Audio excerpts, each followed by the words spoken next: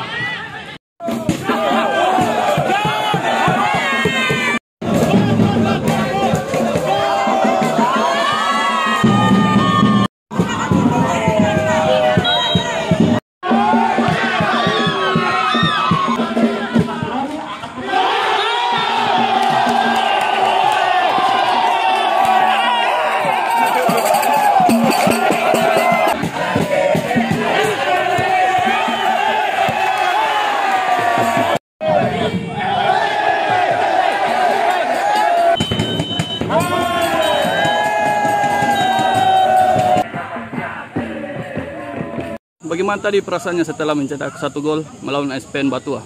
Baik, perasaan saya sangat senang, di mana gol saya satu-satunya menjadi penentu kemenangan Brimob melawan SPN Batua, dan kemenangan tadi merupakan kemenangan yang membawa tim Brimob masuk ke semifinal. Dan terlebih lagi bahagianya saya karena saya membela nama satuan Brimob, di mana Brimob merupakan pelaksana kegiatan Kapolda Sulsel Cup 2022 menyambut hari ulang tahun Brimob yang ke-77. Kebetulan tim kita melawan SPN dan alhamdulillah dengan kerja keras teman-teman maksimal kita bisa memenangkan pertandingan ini. Ke depan masih ada putaran berikutnya, masuk 8 besar dan 4 besar.